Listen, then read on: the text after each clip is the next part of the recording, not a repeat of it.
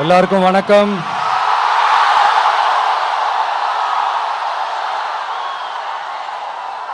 எல்லாரும் எப்படி இருக்கீங்க? சாப்பிட்டீங்களா?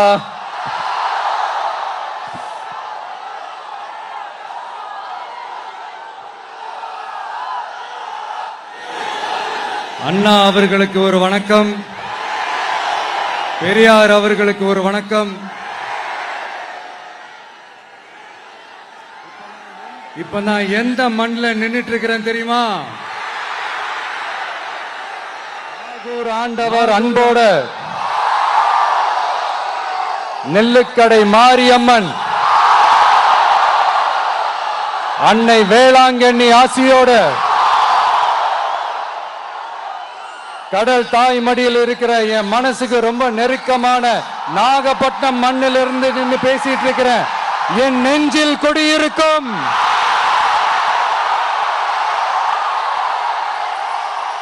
உங்கள் அனைவருக்கும் என்னைக்குமே ஒரு மீனவ நண்பனா இருக்கிற இந்த விஜயோட அன்பு வணக்கங்கள். இந்த கப்பல் இருந்து வந்து இறங்குற இந்த பொருட்களை எல்லாம் விற்கிறதுக்காக அந்த காலத்துல அந்தி கடையெல்லாம் நாகப்பட்டினத்தில் இருக்கும்னு கேள்விப்பட்டிருக்கிறேன். மீன் பிடிக்கிற தொழில், மற்ற தொழில்கள், இந்த விவசாயம், எந்த பக்கம் திரும்பினாலும் எப்படி பார்த்தாலும் உழைக்கிற மக்கள் இருக்கிற ஊர் தான் நம்ம நாகப்பட்டினம் ஊர். மத வேறுபாடே இல்லாத, அனைவருக்கும் பிடித்து போன, மத சார்பின்மைக்கு எடுத்துக்காட்டாக வாழ்ற உங்கள் அனைவருக்கும் மீண்டும் என்னுடைய சிரம் தாழ்ந்த ஸ்பெஷல் வணக்கங்கள். இந்த தமிழ்நாட்டில் இந்த மீன் ஏற்றுமதியில் 2வது இடத்துல இருக்கிறது நம்ம நாகப்பட்டினம் ஹார்பர் தான். ஆனா அங்க நவீன வசதிகளோட இந்த மீன் பதப்படுத்துற இந்த மாடர்ன் தொழிற்சாலைகள்லாம் இல்லை. அது மட்டும் இல்ல, இந்த அடிப்படை வசதிகள் கொண்ட இந்த வீடுகள்லாம் இல்லாம ரொம்ப அதிகமா இந்த குடிசை பகுதிகள் இருக்கிற ஊரும் நம்ம நாகப்பட்டினம் ஊரு தான்.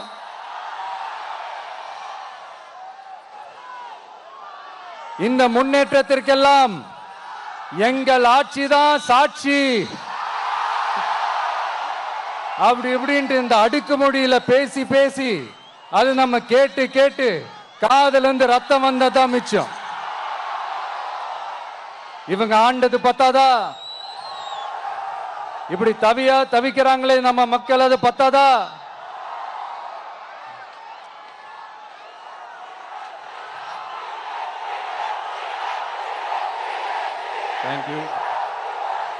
தேங்க்யூ. இந்த இலங்கை கடற்படையால நம்ம மீனவர்கள் தாக்கப்படுறதையும் அதுக்கான காரணத்தை பத்தியும் அதுக்கான தீர்வை பத்தியும் நான் மதுரை மாநாட்டிலே நான் பேசியிருந்தேன். அது ஒரு தப்பா? மீனவர்களுக்காக குரல் கொடுக்கறதும் அவங்களோட நிக்கிறதும் நம்மளுடைய கடமை, நம்மளுடைய உரிமை. நான் என்ன இன்னைக்கு நேத்தாங்க அவங்களுக்காக குரல் கொடுக்கிறேன். இதே நாகப்பட்டினத்துல 14 வருஷத்துக்கு முன்னாடி 2011 February 22 இதே நம்ம மீனவர்கள் தாக்கப்பட்டதை கண்டிச்சு ஒரு பொதுக்கூட்டம் ஒண்ணு நடத்தணும் இல்லையா? இந்த விஜய் களத்துக்கு வர்றது ஒண்ணு புதுசு இல்ல கண்ணா. எப்போ வந்தாச்சு. என்ன ஒண்ணு, முன்னாடிலாம் விஜய் மக்கள் இயக்கம் என்ற அந்த இயக்கமா வந்து நிற்போம். இப்ப தமிழக வெற்றி கழகம் என்ற அந்த ஒரு அரசியல் இயக்கமா வந்து நிக்கிறோம். அவ்வளவுதான் வித்தியாசம். அன்னைக்கும் சரி, இன்னைக்கும் சரி, இனிமேலும் சரி, மக்களுக்காக மக்களோட நிக்கிறது தான். இது புரிய வேண்டியவங்களுக்கு புரிஞ்சா சரி. மீனவர்களுக்காக குரல் கொடுக்கிற இதே சமயத்துல நம்ம தொப்புள் கொடி உறவுகளான ஈழத் தமிழர்கள், அவங்க இலங்கையில் இருந்தாலும் உலகத்துல எந்த மூலையில இருந்தாலும் தாய்ப்பாசம் காட்டின தலைவனை இழந்து தவிக்கிற அவங்களுக்காகவும் குரல் கொடுக்கிறது, அவங்களுக்காகவும் நிக்கிறது நம்மளோட கடமை இல்லையா? மீனவர்களோட உயிர் எந்த அளவுக்கு முக்கியமோ அந்த அளவுக்கு ஈழத் தமிழர்களோட அவங்களுடைய கனவுகளும் அவங்களுடைய வாழ்க்கையும் நமக்கு ரொம்ப ரொம்ப முக்கியம். நம்ம மீனவர்கள் படுற இந்த கஷ்டத்தை எல்லாம் பார்த்து ஒரு பெருசா ஒரு கடிதம் ஒண்ணு எழுதிட்டு அதுக்கப்புறம் கப்சிப்னு சைலண்டா போறதுக்கு நாம ஒண்ணு இந்த கபட நாடக திமுக அரசும் கிடையாது. மற்ற மீனவர்கள்னா இந்திய மீனவர்கள், நம்ம மீனவர்கள்னா தமிழக மீனவர்கள், இப்படி பிரிச்சு பார்த்து பேசுறதுக்கு நாம ஒண்ணு பாசிச பாஜக அரசும் கிடையாது. நிரந்தரமான தீர்வு, நிரந்தரமான ஒரு இந்த ப்ராப்ளத்தை சால்வ் பண்றதுதான் நம்மளுடைய ஒரு முக்கியமான ஒரு அஜெண்டாவே. சரி, இப்ப நம்ம நாகப்பட்டினம் ஏரியாவுக்கு வருவோம். இங்க இருக்கிற மண் வளத்தை பாதிக்கிற இறால் பண்ணைகளை முறைப்படுத்தணும். அப்பதான் மீனவர்களோட வாழ்வாதாரமும் விவசாயிகளோட வாழ்க்கையும் பாதிக்காம இருக்கும். கடலோர கிராமங்கள்ல மீன் அரிப்புல இருந்து பாதுகாக்கிற அலையாத்தி காடுகளை அழிக்கிறத பத்தி தடுத்து நிறுத்தி அதுக்கு ஒரு வழி பண்ண வேண்டிய அரசாங்கத்துக்கு இதை விட ஒரு முக்கியமான ஒரு வேலை ஒண்ணு இருக்கு. அது என்ன தெரியுமா? சொந்த குடும்பத்தோட வளர்ச்சியும் சொந்த குடும்பத்தோட சுயநலமும் தான் அந்த முக்கியமான வேலை. இங்க இருக்கிற மக்களுக்கு குடிக்க தண்ணி இல்லாம தவிக்கிறாங்க. அதுக்கு தீர்வா காவிரி தண்ணியை கொண்டு வரலாம், மக்களோட தாகத்தை தீர்க்க. கொண்டு வந்தாங்களா? இவ்வளவு பாரம்பரிய கடல் சார்ந்த ஊர்ல ஒரு கவர்மெண்ட் மெரைன் காலேஜ் ஒன்னு கொண்டு வரலாம். கொண்டு வந்தாங்களா? மீன் சம்பந்தமான எந்த தொழிற்சாலையும் அமைக்கல. அமைச்சாங்களா? அட்லீஸ்ட் நிறைய பேருக்கு வேலை வாய்ப்பு கிடைக்கிற மாதிரி தொழில் வளர்த்தியாவது பெருக்கலாம், அதையாவது செஞ்சாங்களா? ஆனா ஒவ்வொரு டைமும் வெளிநாட்டுக்கு டூர் போயிட்டு வர்றப்பெல்லாம் அத்தனை கோடி முதலீடு, இத்தனை கோடி முதலீடுன்னு சிஎம் அவர்கள் சிரிச்சுக்கிட்டே சொல்லுவாரு. சிஎம் சார், மனசை தொட்டு சொல்லுங்க, வெளிநாட்டு முதலீடா இல்ல வெளிநாட்டுல முதலீடா? ஒட்டுமொத்த தமிழ்நாட்டுக்கும் முதலீடா இல்ல உங்க குடும்பத்தோட முதலீடு வெளிநாட்டுக்கு போகுதா? வேளாங்கண்ணி, நாகூர், கோடியக்கரைன்னு இங்க இருக்கிற டூரிஸ்ட் பிளேஸ் எல்லாம் கொஞ்சம் நல்லா டெவலப் பண்ணலாம். பண்ணா என்ன குறைஞ்சா போயிடுவீங்க? வேதாரண்யம் பகுதியில் உப்பு ஏற்றுமதி செய்யறதுக்கு வசதியை செஞ்சு கொடுக்கலாம். செஞ்சாங்களா? நாகூர் ஆண்டவர் அரசு மருத்துவமனையில பிரசவம் பார்க்கிற டாக்டரே இல்லையா? நாகப்பட்டினம் புது பஸ் ஸ்டாண்டையாவது சுத்தமா சுகாதாரமா வச்சுக்கிறாங்களா? நாகப்பட்டினம் ரயில்வே ஸ்டேஷன் வேலைகளை சீக்கிரமா முடிச்சு வைக்கலாம், அதையாவது செஞ்சாங்களா? இங்க ஏற்கனவே இருந்த ஸ்டீல் ரோலிங் மில்லையும் ரயில் பெட்டி தயாரிக்கிற தொழிற்சாலை மூடிட்டாங்க. அத மறுபடியும் திறந்தா நிறைய பேருக்கு வேலை வாய்ப்புகள் கிடைக்கும். ஏன் அதை பத்தி யோசிக்கல? மேலக்கோட்டை வாசல் NH மேம்பாலம் கட்டி 50 வருஷம் ஆச்சு, அது சரியா மேம்படுத்தலாம், அதை செஞ்சாங்களா? Thanjavur to Nagapattinam NH road வேலை பல வருஷமா நடக்குது, இன்னும் முடிச்ச பாடே காணும், அதை வேகப்படுத்தி முடிச்சிருக்கலாம், அதையாவது செஞ்சாங்களா? ரொம்ப முக்கியமா நெல்லு மூட்டையெல்லாம் மழை காலத்துல வெள்ளத்துல நனைஞ்சு நம்ம விவசாயிங்க எவ்வளவு வேதனைப்படுறாங்க. அதுக்கு சரியான ஒரு குடவுன் கட்டி தரலாம், அதையாவது கட்டி தந்தாங்களா? எலெக்ஷனுக்கு முன்னாடி திமுக காரங்க வந்து செய்வோம் செய்வோம் செய்வோம் செய்வோம்னு சொன்னாங்களே, செஞ்சாங்களா? இதெல்லாம் எதுவுமே செய்யாம எல்லாத்தையும் செஞ்ச மாதிரியே அதையும் பெரியமையா வேற சொல்லுவாங்க இவங்க. நான் வந்து போன வாரம் திருச்சிக்கும் அரியலூர் மாவட்டத்துக்கும் போய் நம்ம மக்களை சந்திக்க போயிருந்தேன். அப்போ பெரம்பலூரும் போக வேண்டியது.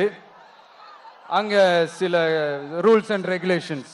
ஒரு கட்டத்துக்கு அப்புறம் இந்த பஸ்ஸே மூவ் ஆகல. அதுக்கப்புறம் அதை தாண்டி ஒரு டைமுக்கு மேல பேசுறது, சரி அதெல்லாம் விடுங்க. இந்த நேரத்தில் பெரம்பலூர் பகுதி மக்களுக்கு நான் மன்னிப்பு கேட்டுக்கிறேன். சீக்கிரமாவே உங்களை தேடி நான் வருவேன் ஃபார் ஷுவர். நம்ம இந்த டூர் பிளான், இந்த ஷெட்யூல் போட்டதுக்கு அப்புறம் அது என்னப்பா சனிக்கிழமை சனிக்கிழமை சனிக்கிழமை அப்படின்னு ஒன்று ஸ்டார்ட் ஆச்சு. அது ஒன்றும் இல்லை, உங்க எல்லாரையும் வந்து பார்க்கும்போது உங்களுக்கு எந்த விதமான டிஸ்டர்பன்ஸும் இருந்துடக்கூடாது. முக்கியமா உங்களுடைய வேலைகளுக்கு எந்த விதமான டிஸ்டர்பன்ஸும் இருந்துடக்கூடாது அப்படின்ற ஒரே காரணத்துக்காக தான் இப்படி வீக்கெண்டா பார்த்து இப்படி இந்த பிளானை ஷெட்யூல் பண்ணோம். லீவு நாட்கள்ல ஓய்வு நாட்கள்ல வரணும்ன்றதான் அந்த எண்ணமே. அது மட்டும் இல்ல, அரசியல்ல சில பேருக்கு நம்ம ஓய்வும் கொடுக்கணும் இல்லையா? அதனாலதான் இந்த ஓய்வு நாட்களா பார்த்து இப்படி செலக்ட் பண்ணோம். சரி, இப்ப நம்ம மக்களை சந்திக்கிறதுக்கு, நம்ம சொந்தங்களை சந்திக்கிறதுக்கு எத்தனை கட்டுப்பாடுங்க.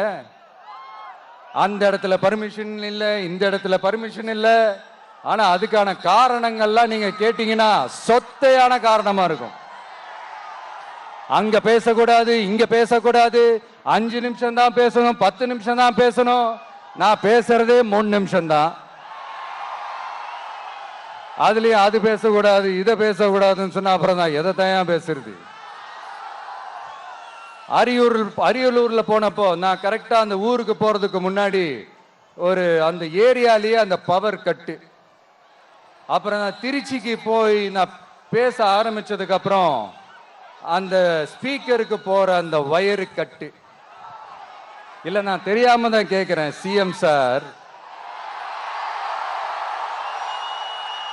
ஃபார் எக்ஸாம்பிள், இப்ப ஒரு RSS தலைவர் இங்க வராருன்னு வச்சுக்கோங்க, இல்ல நம்ம பிரதமர் மோடிஜி அவர்களோ இல்ல உள்துறை அமைச்சரோ இங்க வராருன்னு வச்சுக்கோங்க. இந்த மாதிரி கண்டிஷன்ஸ்லாம் போடுவீங்க, இந்த மாதிரி பவர் கட் பண்ணுவீங்க, இந்த மாதிரி வயர் கட் பண்ணுவீங்க. கொஞ்சம் கட் பண்ணி தான் பாருங்களேன். முடியாதுல, பேஸ்மெண்ட் அதிரும்ல. நீங்க தான் மறைமுக உறவுக்காரர்களாச்சே. இதாவது பரவாயில்லைங்க. இதை தாண்டி ஒரு ரூல் ஒண்ணு போட்டாங்க, பஸ்ஸுக்குள்ளேயே இருக்கணுமா, பஸ்ஸை விட்டு வெளியில வரக்கூடாதான், கையை இவ்வளவுதான் தூக்கணுமா, இப்படியே வரணுமா, மக்களை பார்த்து சிரிக்காத, மக்களை பார்த்து கையசைக்காத, இப்படியெல்லாம். ஐயோ ஐயோ ஐயோ, நானும் என்னவோ ஏதோ நினைச்சேங்க. செம்ம காமெடியா இருக்குங்க. I am just enjoying like anything. நேரடியாவே கேட்கிறேன், சிஎம் சார் மிரட்டி பாக்குறீங்களா? அதுக்கு இந்த விஜய் ஆள் இல்ல சார், அதுக்கு நாம ஆள் இல்ல சார். என்ன செஞ்சிருவீங்க? மேக்சிமம் கொள்கைய சும்மா பேருக்கு மட்டும் வச்சுக்கிட்டு குடும்பத்தை வச்சு கொள்ளையடிக்கிற உங்களுக்கே இவ்வளவு இருந்தா, சொந்தமா உழைச்சி சம்பாதிச்ச எனக்கு எவ்வளவு இருக்கும்? தேங்க்யூ நண்பா. என்ன நாங்க பெருசா கேட்டுவிட்டோம்? மக்கள் நிம்மதியா ஃப்ரீயா நின்று பார்க்கறதுக்கு ஒரு இடம், அதை நாங்க தேர்வு செஞ்சு அதுக்கு பர்மிஷன் கேட்கிறோம். ஆனா நீங்க என்ன பண்றீங்க? அந்த இடத்தையெல்லாம் விட்டுட்டு நெருக்கடியோட, மக்கள் நெருக்கடியோட எங்கெல்லாம் நிப்பாங்களோ அந்த இடமா பார்த்து செலக்ட் பண்ணி தரீங்க. உங்க எண்ணம் தான் என்ன சார்? நான் அவங்கள பார்க்க கூடாது, அவங்களோட பேசக்கூடாது, அவங்க குறைகளை கேட்க கூடாது, அவங்களுக்காக குரல் கொடுக்க கூடாது, என்னதான் சார் உங்க எண்ணம்? சரிங்க சார், ஒரு அரசியல் தலைவன் அப்படின்றதெல்லாம் மறந்துருங்க. ஒரு சாதாரண ஒரு தமிழ்நாட்டு மண்ணோட ஒரு மகனா, ஒரு நம்ம தமிழ் மக்களுடைய ஒரு சொந்தக்காரனா, என் மக்களை, என் குடும்பத்தை, என் சொந்தங்களை நான் பார்க்க போனா என்ன பண்ணுவீங்க? அப்பவும் தடை போடுவீங்களா? வேணாம் சார். இந்த அடுக்கு இந்த அடுக்குமுறை, இந்த அராஜக அரசியல்லாம் வேணாம் சார். நாம ஒண்ணு இங்க தனியால் இல்லைங்க சார். மாபெரும் மக்கள் சக்தியோட பிரதிநிதிங்க சார். மாபெரும் பெண்கள் சக்தியோட சகோதரன் சார்.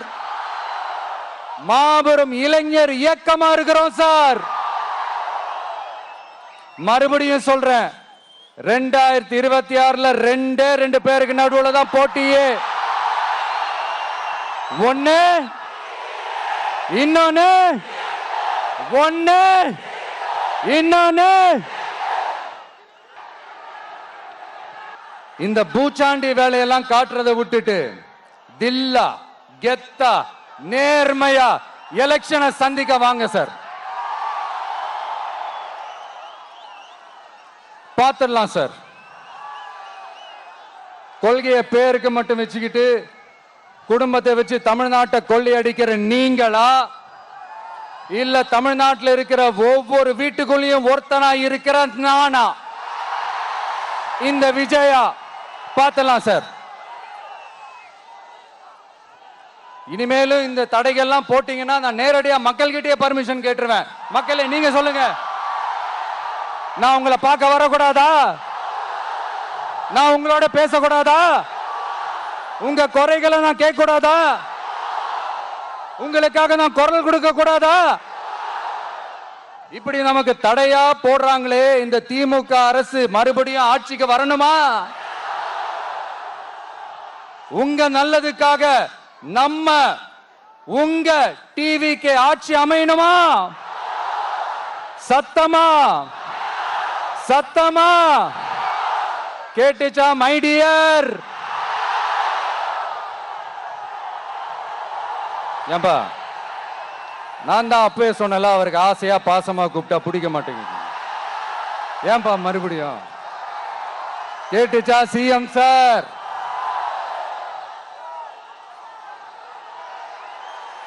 இந்த போர் முழக்கம் உங்களை ஒரு நிமிஷம் கூட தூங்க விடாது, துரத்திக்கிட்டே வரும்.